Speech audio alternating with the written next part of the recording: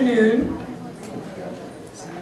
I'd like to welcome you to the Medical Center Hour. I'm Marcia Day-Childress from the Center for Biomedical Ethics and Humanities, and we're happy to bring you these programs every week.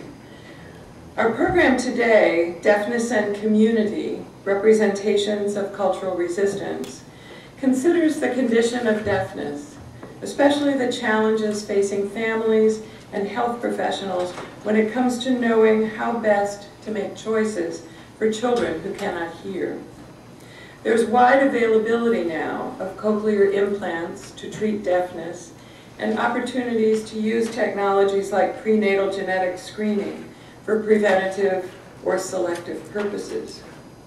But it may be problematic that health professionals caring for deaf persons or helping families make reproductive choices about deafness tend to work from biomedical rather than cultural understandings of deafness. There's a historically long-standing, robust deaf culture, of which most of us may be only marginally aware.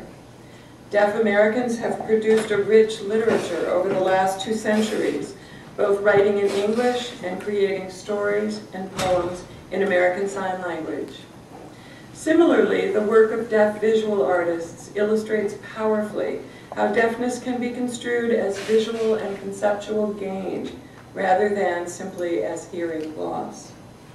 These expressions of deaf culture also respond to the pathologization and medicalization of deafness in our society. They resist majority assumptions and norms, and they argue for the value of deaf community and of sign.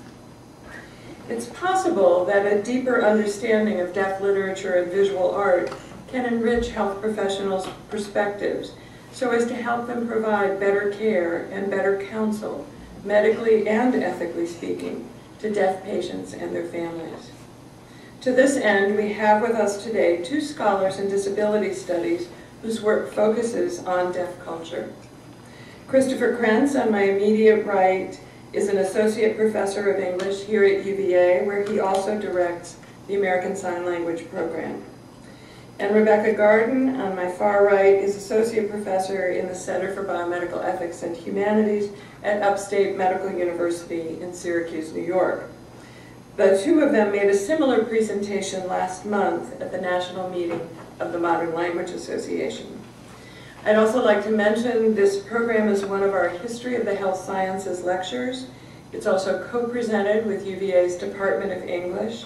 And finally, both speakers have completed conflict of interest disclosure forms, which are on file in our office, and neither has any reported conflicts.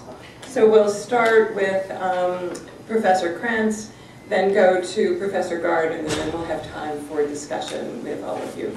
Thank you.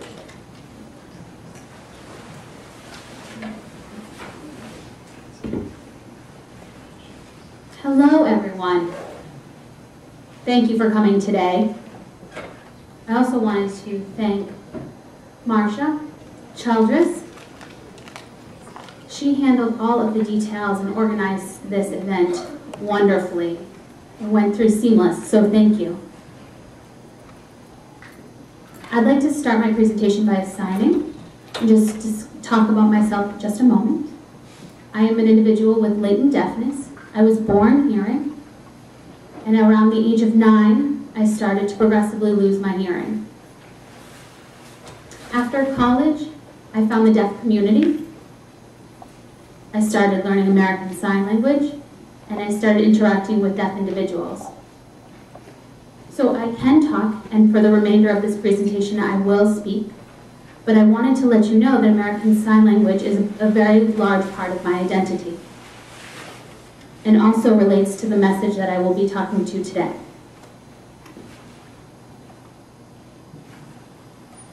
I'm going to start with a sound check. They come across okay? Okay, good.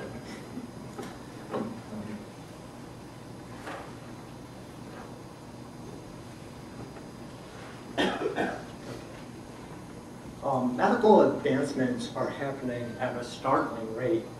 You might have seen the news stories about the Iraq veteran who had a double arm transplant recently, something unthinkable a short time ago. Now people with HIV are living longer, and really it's hard to keep track of all the amazing developments which are due to the hard work and commitment of our scientists, doctors, and nurses. You really do good work and make the quality of human life better. So really appreciate that. But what do we do when what the majority sees as a defect is actually the site of a vibrant community and a rich language? Oops. That's what I found when I went to Gallaudet University in Washington, D.C. at age 23. Some of you may know that Gallaudet is a university that primarily serves deaf and hard of hearing people. It is a bilingual institution using American Sign Language and written English. Before, I had thought that deafness was a mark of isolation and loneliness. And it often is that among deaf and hard of hearing people who do not know sign language. But at Gallaudet, I found that to be deaf was cool, the center of an active social world. Growing up, I thought that sign language was a sort of pantomime. I learned that it is a full and sophisticated human language capable of expressing abstract ideas and thoughts, and one that happens to be visual and three-dimensional. For the last 40 years, linguists have enthusiastically been exploring how sign languages expand our understanding of language.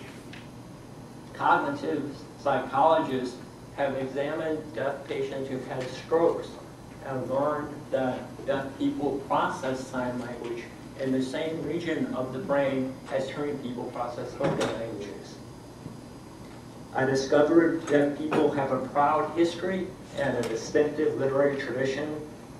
I found the warmth of deaf culture, of connectedness, and part of that might have to do with it being a visual language. You have to look at the other person and communicate with them. In short, I felt a bit like I had stumbled upon a treasure that really changed my life. I thought I was unique, that my story was exceptional, but since then I've met other deaf people who have similar stories to share. We could consider sign language and deaf culture as further examples of humans' amazing ability to adapt to circumstances.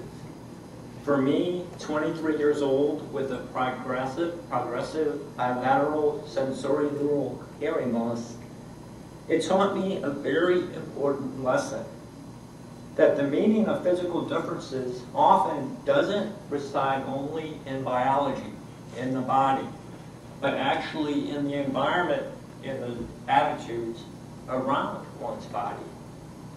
That's an incredibly powerful and liberating idea that really we could apply to any minority group, to what it means to be an African American, what it means to be a woman. A lot of that meaning comes from the cultural moment. In this brief talk today, I want to quickly look at the history of the signing deaf community in America and some examples of how deaf people have represented themselves. I hope that that history will shed light on one of the paradoxes of the current moment, when the majority of our deaf children are not exposed to sign language, but at the same time, hearing parents are encouraged to use baby sign with their hearing infants. So let's start with a bit of American history. In 1815, a hearing minister, Thomas Hopkins Gallaudet, went to Europe to learn how to educate deaf children. In Paris, he met a deaf Frenchman, Laurent Clair, who was a brilliant teacher. The two came back to America together, and in 1817 opened the first permanent school for deaf students in the nation. And that school was the first of a wave of founding of deaf institutions. You see, the Virginia School for the Blind was founded in 1839. That's in Stanton. And by the Civil War, there were 25 such schools. And why is that important? Well, the schools allowed deaf people for the first time to come together as a group. 96% or so of deaf people have hearing families. If you think of America before the Civil War, we were an agrarian nation, so deaf people often didn't meet each other. The schools suddenly gave a place for deaf people to come together, and they found a communal identity. They learned written English, and they started to develop their own sign language. And soon, some deaf writers began writing about their identities to the hearing public to try to explain themselves. And this is what Laurent Clair, the man from France, had to say to the Connecticut legislature in 1818. Every creature, every work of God is admirably well made. But if anyone appears imperfect in our eyes, it does not belong to us to criticize it. Let us in thought go into an orchard or forest. What do we see? Trees high or low, large or small, upright or crooked, fruitful or unfruitful. Let us look at the birds of the air and at the fishes of the sea. Nothing resembles another thing. Why then are we deaf and dumb? I do not know, as you do not know why there are infirmities in your bodies, nor why there are among the humankind white, black, red, and yellow men. I think our deafness proceeds from an act of providence, I would say, from the will of God. And does it imply that the deaf and dumb are worse than other men? Claire, in 1818, this is the time we have to remember when America was a slave-holding country. This is before Frederick Douglass, before women had the right to vote. Claire makes a powerful argument for diversity, for multiculturalism. Deafness is not an oddity, not an irrationalism, not evil. It's just part of God's divine creation. And that was one of the first public speeches that Claire made in the United States. In 1835, a deaf man named Jean Burnett published a long poem about a girl who grew up deaf in isolation and then goes to a school for deaf students and has a very liberating experience. It's in iambic pentameter, but here's how Burnett describes the school with 100 students in a room. A realm of new language, all their own, where mind was visible and knowledge shown. Here from the speaking limbs and face divine, at nature's bidding, thoughts and feelings shine. That in thin air no more her sense elude, each understands, by each is understood. Here can each feeling gush forth unrepressed, to mix with feelings of a kindred breast. So in this poem, Burnett tries to express that heady sense of liberation and empowerment that deaf students often found when they arrived at a school and met others like themselves. Another deaf person named Adele Jewell in 1860 testified to this same thing by publishing a short autobiographical memoir. And she wrote, some friends assisted me to go to the Michigan School for the Deaf in Flint. I succeeded in making myself understood, and from being an entire stranger, soon became as a member of one large family. So she arrived at the school without knowing any sign, and yet she found a sense of family at the deaf school, a sense of community. Going back to Jean Burnett in 1835, he also published an essay when he said that deaf people's misfortune is not that they are deaf and dumb, but that others hear and speak. This kind of relates to the idea that what it means to be deaf really depends on the environment. And so deaf authors sometimes would focus not on wishing to be hearing, but instead on wishing to change the environment around them to make it more welcoming and just. My best example of a person who tried to do that is of a deaf Georgian named John Flournoy in 1856. He wrote, "The old cry about the incapacity of men's minds from physical disabilities, I think it were time now in this intelligent age to explode. We do attest that we are capable." And if you detect a note of frustration there, you're absolutely right. Flournoy felt that it was impossible for a deaf person to succeed in hearing America.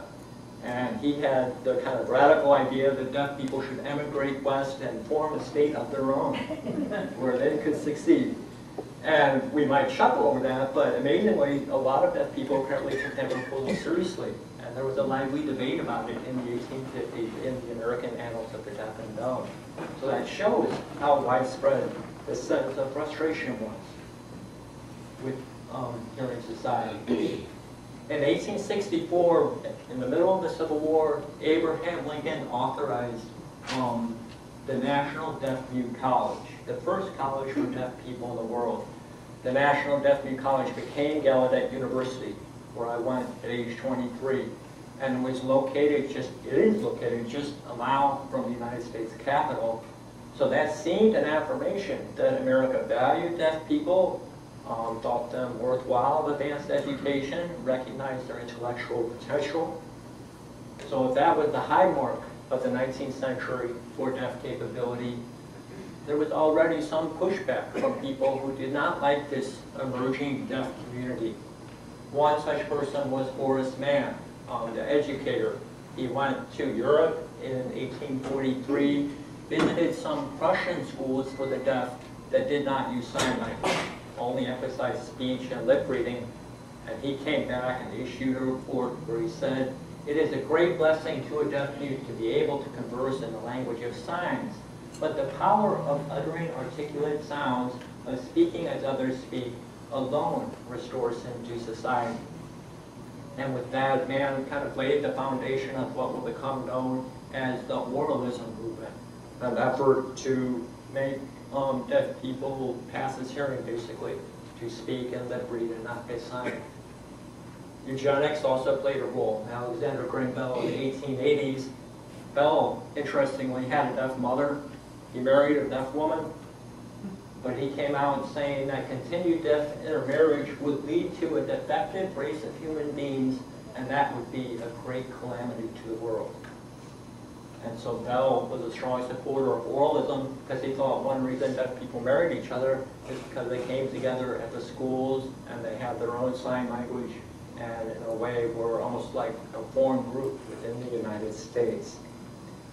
So the efforts of Mann and Bell and others were very influential and led to a period when sign language was not used in most schools for deaf students in the United States. But deaf people didn't take that sitting down. In 1913, this is exactly 100 years ago today, the president of the National Association of the Deaf, his name was George Veditz, he did a film called The Preservation of Sign Language, when he presented film as a way to preserve sign, make sure it continued in the future.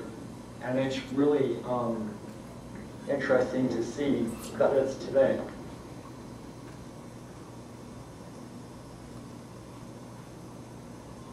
I just have to get this to the right place.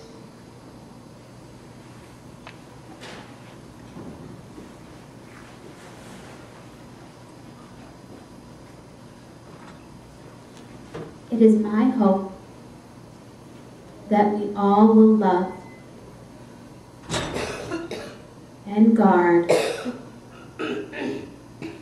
our beautiful sign language as the noblest gift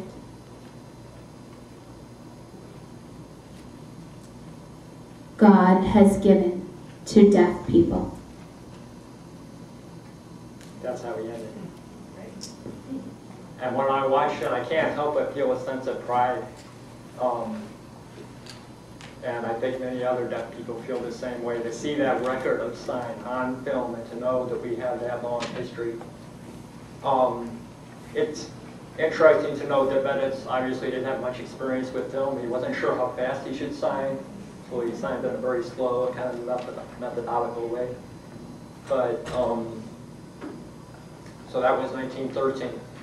And then I want to jump ahead to 1992 and show a clip from a recent story. This is an allegory, a narrative in ASL.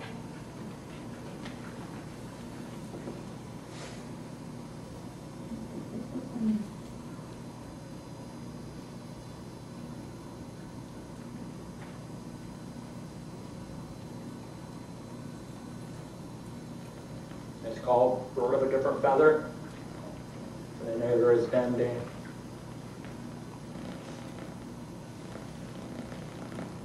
Once upon a time, high atop a mountain, an eagle sat perched on his branch, reading the sports section. Suddenly, Mrs. Eagle came fluttering in, excitedly telling him, "It's time, it's time." He jumped up, and both they dashed into the next room.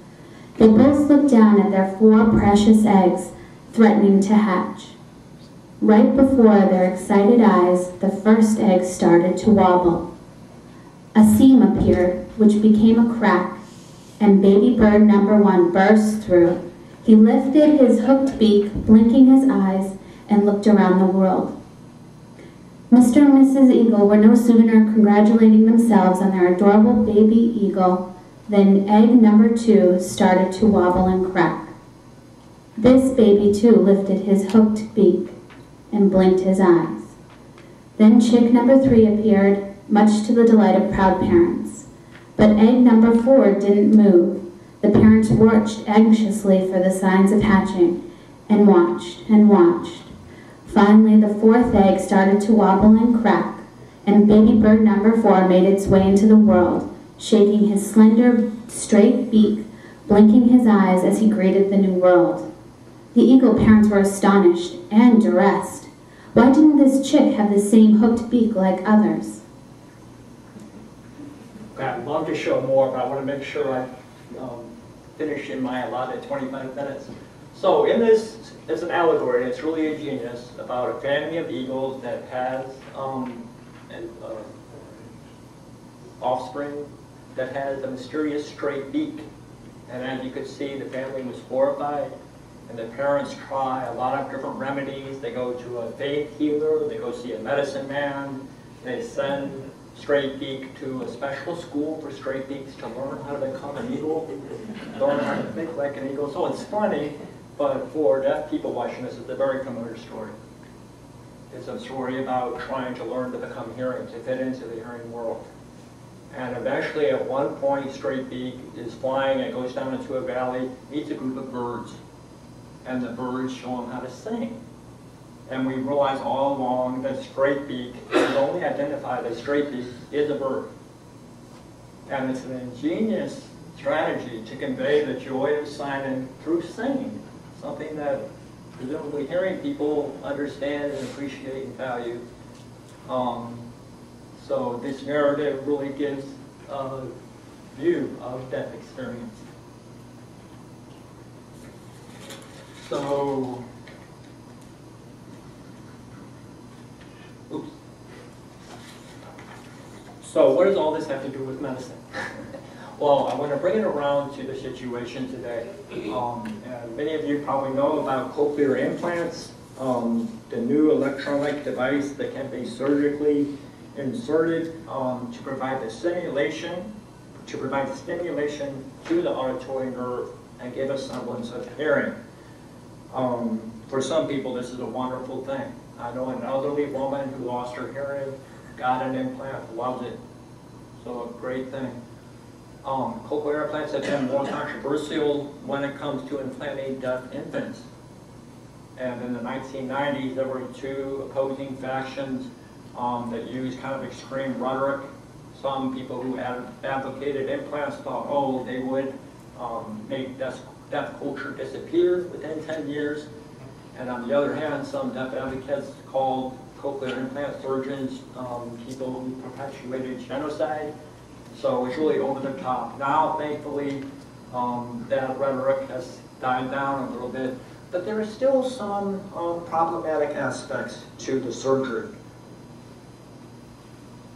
Today in the developed world, 80% of children, deaf children born are implanted, allowing them some access to sound.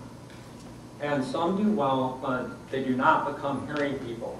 At UVA now we've had maybe 6 or 7 students who have cochlear implants, and I think all of them have used some manner of support, sign language interpreters or real-time captioning or something in the classroom. So it's not a miracle cure that suddenly makes deaf people hearing. And there is no known predictor of implant success. There's a great variety of experiences. Some adapt well to it, some reject it. And the problem comes with the policy that most implantees are not allowed to learn sign language through this method of audio-verbal therapy that really emphasizes using sound and speech. And as we all know, the early years of childhood of language acquisition are so important. It can be like the first 5 years, perhaps extending to the first 10. And if those years of critical language acquisition are missed, it can lead to cognitive disabilities later in life. So the big danger I see with cochlear implants is that not all of them are successful, but those who don't respond well to implants don't necessarily have access to language, and it hurts their intellectual development. So I've noticed that quite a few deaf scientists are starting to speak out about this, advocating a bilingual approach that exposes deaf infants who get cochlear implants both to spoken and to sign languages. And they point out the paradox that right now, if you have a hearing baby, you're encouraged to sign to the baby. Sign is valued in our society. Like you have a deaf baby, oh no, don't sign. It's very ironic. More than that, while we're not supposed to sign to deaf infants, there's been an explosion of interest in ASL. Look at those percentages, 430% between 1998 and 2002, according to the Modern Language Association. And in 2007, ASL was the 4th most taught language at 4-year colleges and universities. So we're at this weird point where we simultaneously celebrate ASL and difference and diversity, and also seek to eradicate it. So that's one irony I just wanted to bring to your attention. And I wanted to close with, I know it's not fair, but I can't help it. I want to close with a picture of a deaf infant signing, which to me, it just brings a smile to my face. Thank you very much.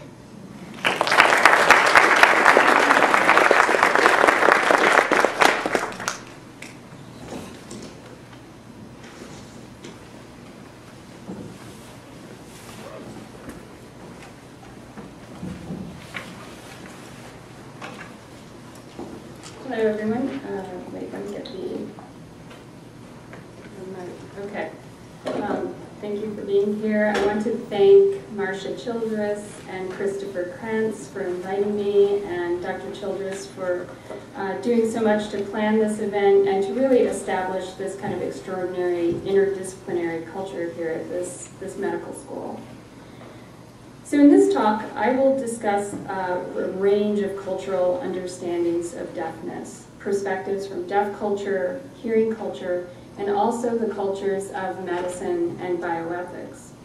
And as I work through a series of issues, I will page through a series of images. And this is visual art that's produced by deaf artists who, to various degrees, make deaf culture and hearing perceptions of deaf culture the subject of their art.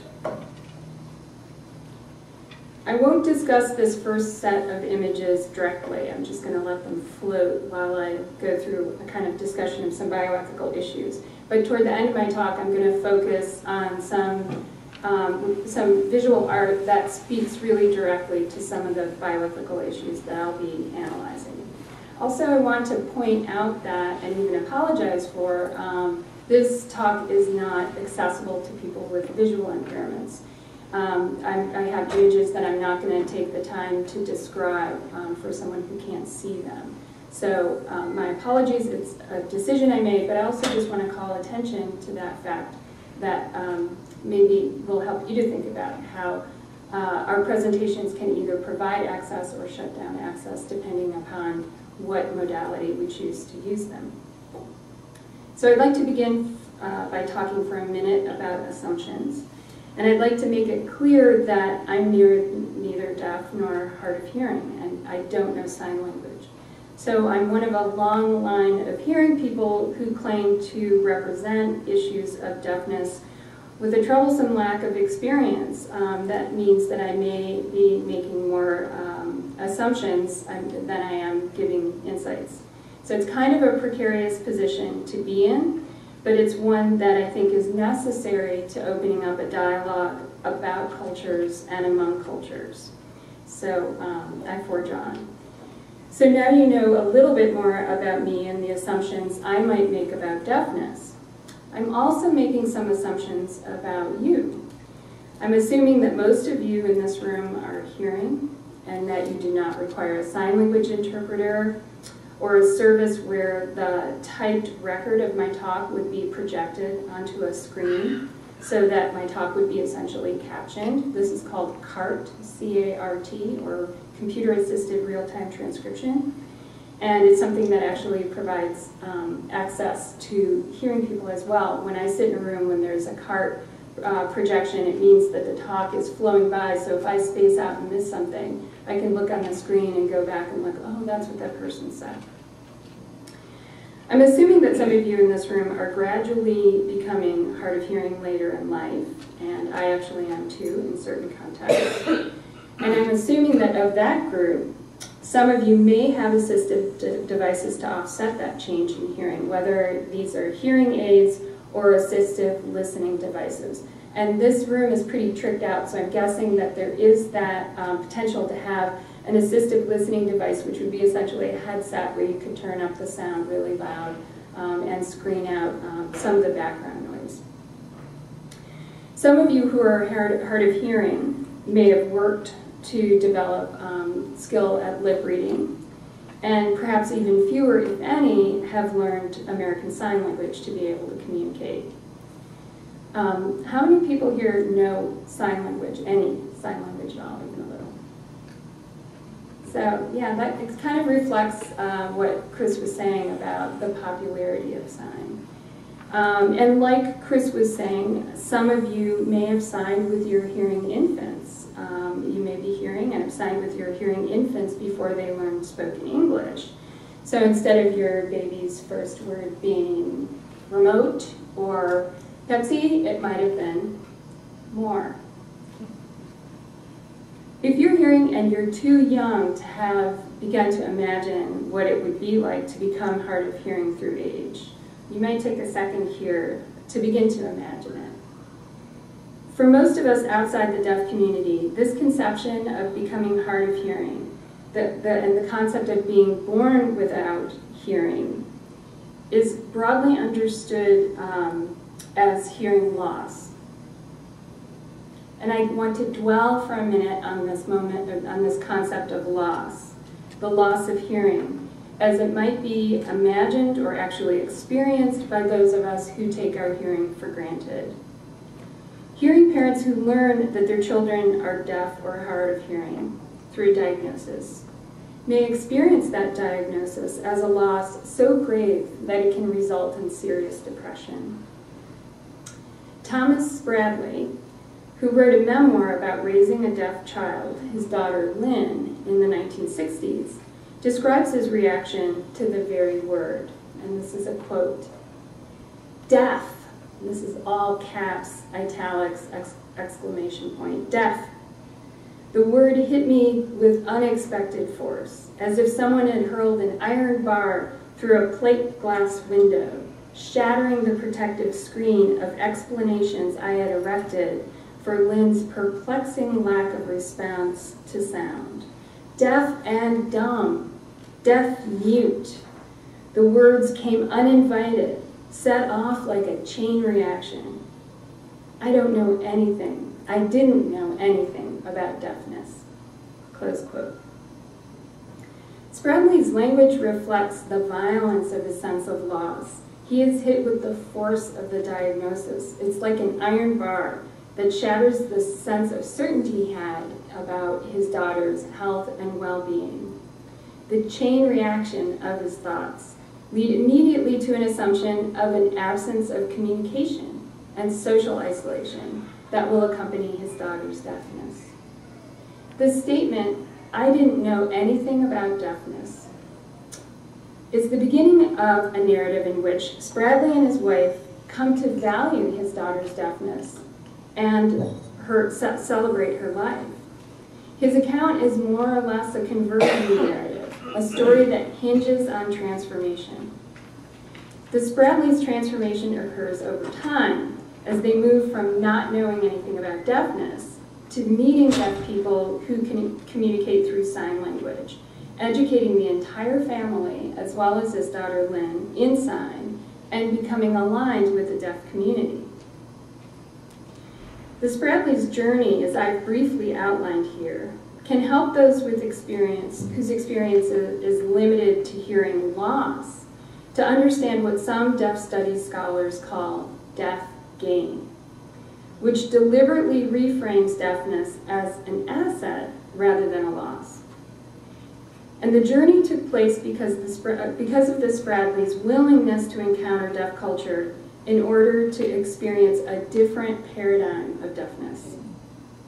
Deaf studies scholars Dirksen Bauman and Joseph Murray revised that notion, that narrative of hearing loss as deaf gain by arguing, quote, that a family with a deaf baby benefits from being exposed to new language and a new culture, new people, ideas, and experience, close quote. The reframing of hearing loss as deaf gain is thus predicated on cultural contact and exchange. Hearing culture and the culture of healthcare tend to be aligned in categorizing deafness as a disease or disorder, even a tragedy, as loss. However, deaf culture sees deafness not in terms of a lack or loss, but of difference. Deaf people are visual and connect through social processes and practices.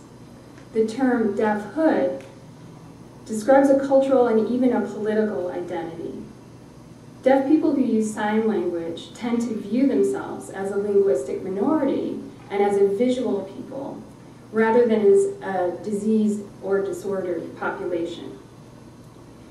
Because I began with the, I think, fair assumption that most of you would not be familiar with deafness, deaf culture, and the notion of deaf gain, I wanted to take you all through a kind of narrative of transformation, from a hearing culture orientation to a deaf culture orientation.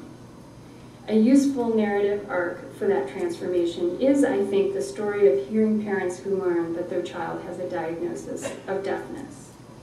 Or it could be the story of hearing parents learning that the embryos that are best suited for transfer to the uterus have traits associated with deafness. But what I want to focus on in this talk is more specifically the question of reproducing deafness, the desire for a deaf child, and the deliberate choice of deaf traits in reproduction. Given the acceptance of deafness as a norm, rather than as an undesirable state, and the pride that many have in deaf culture, it's possible to understand the desire of some deaf parents to have children who are deaf, or how parents might equally welcome deafness and the ability to hear in a child. In March of 2002, the Washington Post ran an article describing how Sharon Duchesneau and Candace McCullough, who were both deaf, used a man who is deaf with a strong family history of deafness as a sperm donor to increase their chances of having a deaf baby. They asked a friend to donate sperm because they learned that sperm banks don't accept donations from someone who is not deaf. I'm sorry, sperm banks don't accept donations from deaf people. So they had to go outside of the system and get a friend to donate. The publication of the Post article, which was really just a kind of human interest piece about these two deaf parents having a baby together, ignited a controversy because of their choice to, to up the odds in order to have a deaf baby. And this led to a spate of articles on, quote, designer babies in the popular press and the bioethics literature. For example, there was a current controversy section in the 2002, October 2002 issue of the Journal of Medical Ethics. And some of these articles affirmed Duchesneau and McCullough and their freedom or right to increase their odds of having a deaf baby, but most were critical.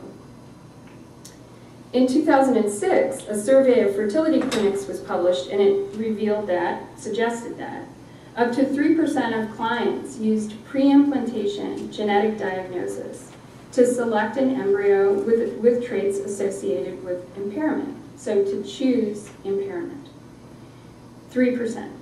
This initiated another round of responses in bioethics and the media, with William Salatin in Slate denouncing, quote, the deliberate crippling of babies, close quote, and the reproduction of what he calls deformer babies. Pediatric cardiologist Darshak Sanghavi in the New York Times more gingerly accepted the practice of selecting for what he calls genetic defects. Beyond citing Duchesneau and McCullough's statement that a hearing child would be a blessing and a deaf child would be a special blessing, few of these articles include any representation of deaf cultural perspectives, which argue that deafness is a genetic difference, not a genetic defect, like Sanghavi said. They also exclude the research that's been done on the different ways that hearing and deaf and disabled and non-disabled people view life with deafness and disability. So for example, studies conducted on a broad range of healthcare professionals and people outside of healthcare, looking at a broad range of impairments, consistently show that non-disabled people consistently and significantly undervalue the quality of life lived with a disability when compared to how people who are disabled experience the quality of their lives. And I think that's a really important assumption that needs unpacking. And if there's any one takeaway from this talk, it is to be aware of the fact that we can't assume that we know how others might experience having an impairment, a disability, or deafness. And as a matter of fact, we can't even assume what we might experience as we acquire illness or disability, because studies show that people do change their minds about the kind of life they think is worth living as they develop impairments or become sicker over time.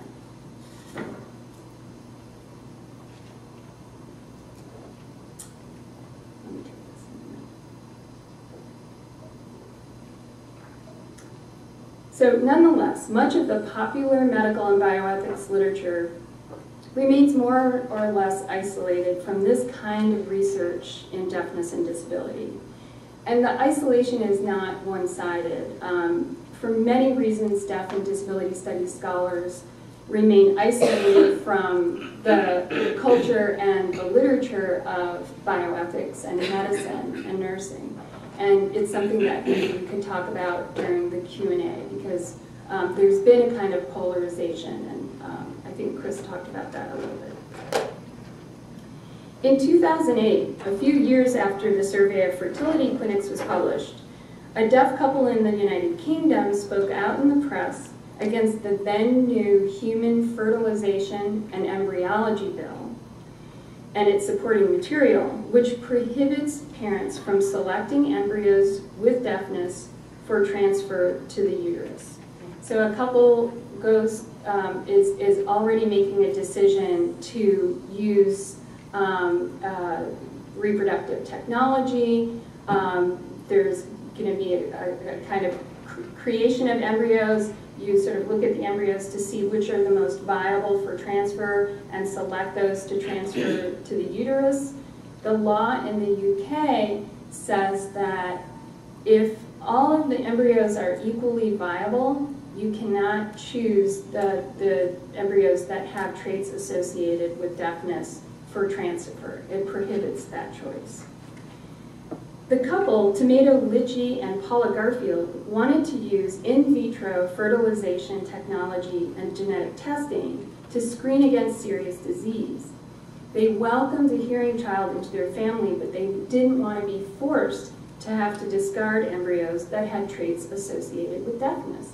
To them, deafness was not disease. It wasn't a defect. It wasn't a disorder. It's something that they understood and valued. The Human Fertilization Bill specifically mentions Duchesneau and McCullough, so the lesbian couple that chose a deaf sperm donor, in the explanatory notes. And so it's really responding in some way to that case and the debate that followed. So that UK law, like many of the responses to Duchesneau and McCullough, may reflect the anxiety of hearing culture about deafness through this perception of a kind of like runaway reproduction of deafness, despite the surveys that suggest that only a very small percentage of people, 3% in that US study, express an interest in using genetic technology to select for a deaf child. Or it may reflect a refusal to recognize deafness as difference, rather than as a serious and debilitating disorder. And here I keep thinking of the title of an article by the bioethicist Julian Savulescu. He's the chair of the Bioethics program at Oxford University, a really well-known bioethicist. And in 2002, in that current controversy section of the Journal of Medical Ethics, he published an article in which he actually argued that Duchesneau and McCullough and others like them should be free to use genetic testing to bring into the world a child who might, quote, have what most people would judge to be worse than average prospects. So he's actually supporting what they did, or at least affirming their right to do that.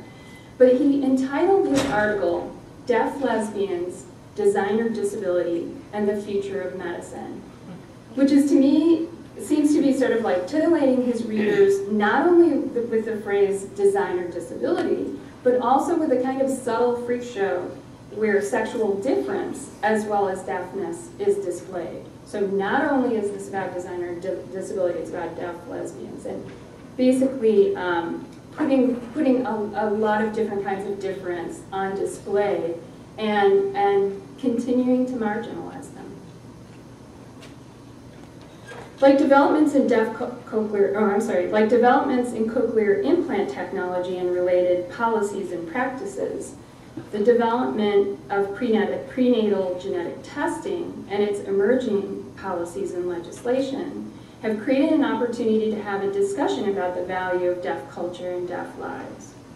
The debates around these issues of deafness and reproductive technology usually build on the inevitability of technology itself and the assumption that genetic testing is a beneficial technology, even while the issue of selecting for or against deafness is debated. For example, Litchi and Garfield wished to use prenatal testing to screen out diseases, and what they considered disabilities makes prenatal genetic testing not only a legitimate but a natural choice, rather than a technological approach to reproduction that requires scrutiny. So to some extent, we've really stopped questioning these technologies. Litchi and Garfield were insisting on the right to use the technology in order to pursue their individual choice to screen out certain diseases, but not deafness. And this assumes that technology enables individual choice, including a choice for deafness. But the choices are being driven by the technology itself and the market forces behind the business of reproduction technology. Rather than arguing that reproductive technology is a kind of eugenics, Duchesneau and McCullough, as well as Litchi and Garfield, are endorsing the technology, while arguing that deafness is a trait worth keeping, along with other positive characteristics. In a further complication, Litchi based his argument in part on a distinction between deafness and disability, seeing deafness as cultural and linguistic, and disability as somatic and pathological. So I'm deaf, I'm not disabled, and they're sort of reproducing this notion of disability as a bad thing. Finally, the cases of Litchi and Garfield and Duchesneau and McCullough have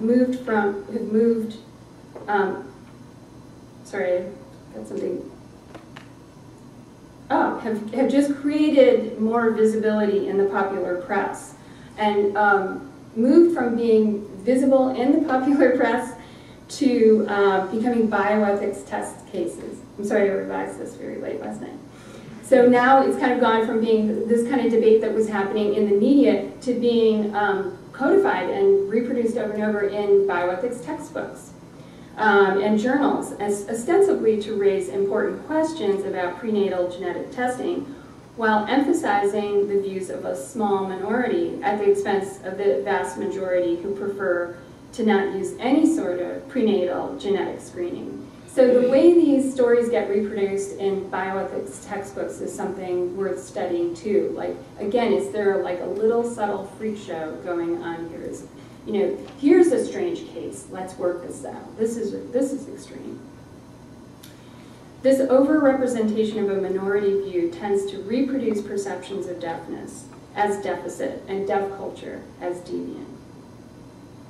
So I want to break here to open up this discussion of genetic screening for deafness in particular and the medicalization of deafness in general with a very brief historicization of deafness and eugenics, and then by discussing some visual, culture, and deaf cultural perspectives that I hope will inform the debate. Okay, maybe very brief. I'm actually gonna, Chris did such a great job of providing a kind of historic trajectory that I might just sort of slide through to an observation that deaf studies scholars Carol Padden and Tom Humphreys have made, where they're identifying, so, and these are not marginal figures, they're really well-known scholars. Carol Padden recently received a MacArthur Award. They've traced the workings of the history of eugenics, the way in which eugenic thinking is still present in genetic medicine practices, even genetic counseling. There's no bright line between eugenics and genetics, even while we use bioethics as a way to kind of police that boundary. But they're really pointing out ways in which the history of eugenics is kind of haunting our genetic practices now, particularly around reproducing deafness. So I'm just going to skip ahead to talk about some of this deaf visual art to open up these other views of deaf reproduction and biomedicine. Do I have 5 more? 2 more minutes.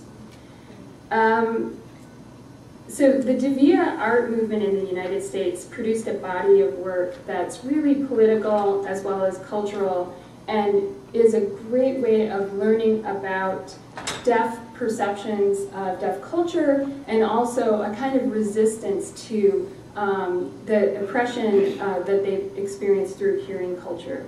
So you see with an image like this by Betty G. Miller, something of what Chris was talking about earlier in describing the way that sign language had been oppressed, and I would add to that oral education, the emphasis on oralism, felt like oppression. The puppet's face, the mouth on a hinge suggests a kind of forced repetition of words. The words repeated in the image kind of speak to that as well. This is going to be a whirlwind tour. Betty G. Miller is amazing. You can find her work online. And again, she's protesting in a playful way, but pushing back at oral education, audiology, medical understandings of deafness. Susan Dufour has these really powerful images of how deaf children can be isolated in hearing families. The majority of kids, 95% of deaf kids are born to hearing parents.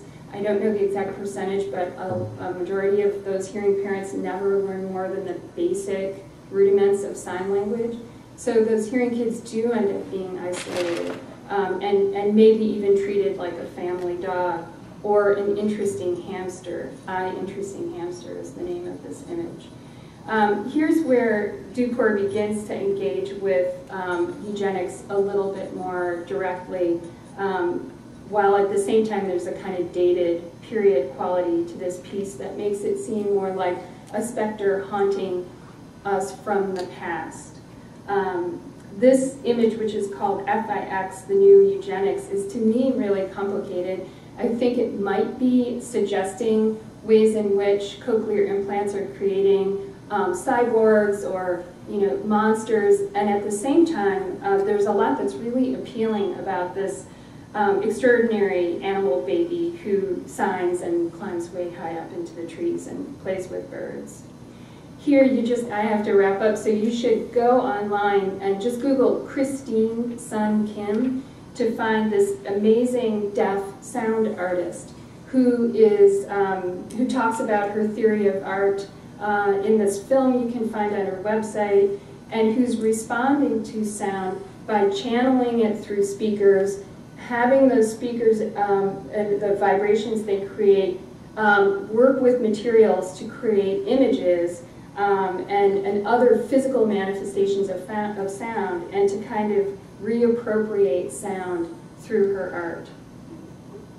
So basically I just wanted to bring you through all of that, and I'm not quite sure where I would wrap up with that other than to say that so the question I'm beginning to raise is about whether and how deaf visual art can bear on what the bioethicist Bruce Jennings calls the genetic imaginary. And I think it's even a deaf imaginary or a disability imaginary. What do people who aren't familiar with deaf culture think of when they hear the word deaf? What are parents who are told their child has a diagnosis of deafness going to think about deaf culture when they hear that? So visual art from deaf culture might be a way of opening up that imaginary and opening up the dialogue. Thanks.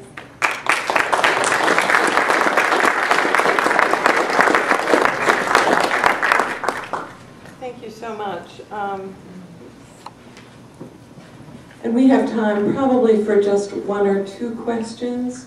And we have a couple people with mics to circulate in the audience.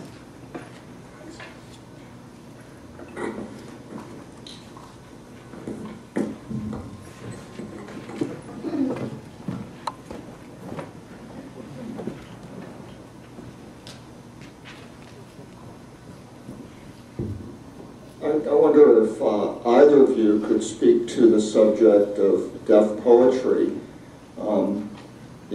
When I go to a poetry reading or hear a poet read, part of the experience is the music that the words make, and I wonder what's the analogy in a deaf poetry reading?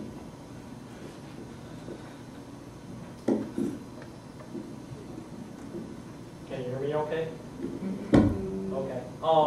Let's see. First of all, I think poetry in America.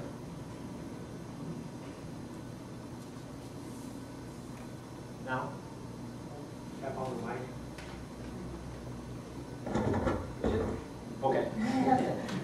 My first thought is poetry in American Sign Language, which I would have loved to have shown, but I didn't have enough time. But there is a tradition of visual poetry which often makes use of what deaf poets call visual rhyme, using certain hand shapes in particular ways. I can think of one poem that uses the 5 hand shape to tell the whole poem, so it gives a visual rhyme that way. There are deaf poets who work in written languages too, what their experience is of how poems sound. I can't really generalize. There's some poets who are like me, who grew up hearing that are late deafened. When I read something on a page, I can still in my mind hear it. So cognitively, there's a lot of variation out there.